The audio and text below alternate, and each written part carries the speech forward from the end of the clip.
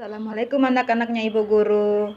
Sekarang kita masuk ke materi pembagian pecahan.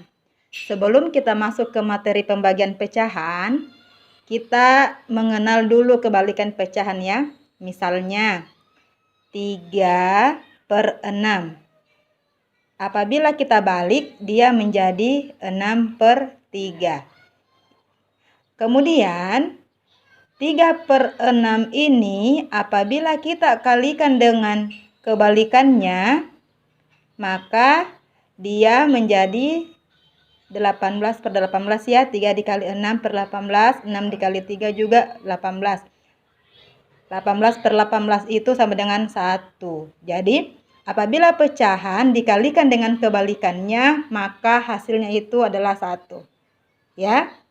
Nah, sekarang sebelum kita masuk juga ke pembagian pecahan, kita juga harus mengetahui hubungan antara perkalian dan pembagian. Hubungan antara perkalian dan pembagian ini pernah kita pelajari sewaktu kita berada di kelas 2.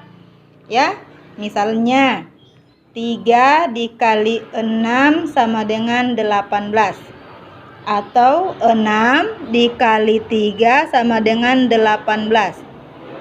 Apabila kita balik atau kita ubah menjadi pembagian, maka 18 dibagi 3 itu sama dengan 6. Atau 18 dibagi 6 itu sama dengan 3. Ini juga berlaku pada bilangan pecahan. Misalnya kita mau mengalikan 1/2 dikali 3/2 ya. 1 dikali 3, 3. 2 dikali 2, 4 ya. 1/2 dikali 3/2 itu sama dengan 3/4. Ini apabila kita ubah menjadi pembagian, 3/4 dibagi 1/2 sama dengan 3/2.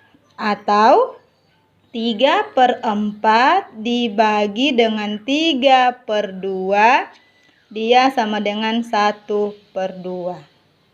Berarti apa kesimpulannya, nak? Berarti kesimpulannya itu perkalian adalah kebalikan dari pembagian. Ingat ya, perkalian adalah kebalikan dari pembagian ataupun sebaliknya. Pembagian juga adalah kebalikan dari perkalian. Kenapa kita jelaskan dulu ini? Karena ini ada hubungannya pada saat nanti kita mengerjakan pembagian pecahan. Oke, sekarang kita masuk ke dalam pembagian pecahan.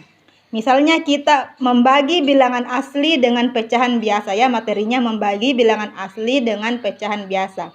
Di sini Ibu Guru mau kasih contoh. Misalnya ada bilangan asli 4 mau dibagi dengan 1/2 ya. Pembagian pecahan supaya mudah kita harus ubah pecahan asli, bilangan aslinya ini menjadi pecahan biasa. Berarti 4/1. Ingat, apabila bilangan asli mau dijadikan pecahan biasa, kita tinggal tambahkan penyebut 1 ya. Jadi nilai dari 4 dan 4/1 itu adalah sama.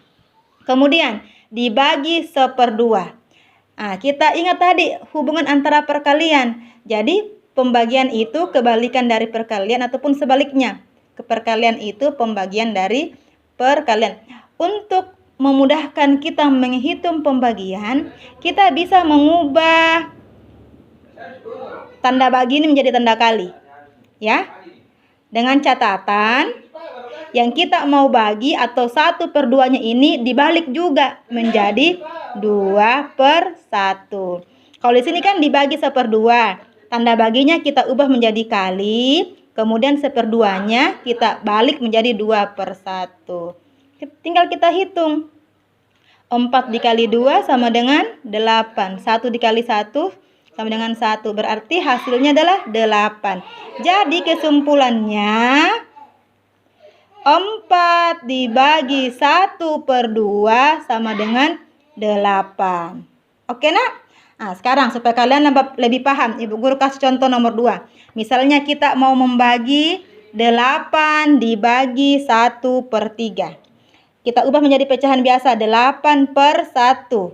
Tanda baginya kita ubah menjadi tanda kali, berarti 1/3-nya kita balik menjadi 3/1. Ingat ya, kalau kita ubah tanda baginya menjadi tanda kali, berarti pecahan setelah tanda itu harus kita balik. Di sini dia 1/3, berarti di sini kita balik menjadi 3/1. Kemudian tinggal kita hitung, 8 dikali 3 sama dengan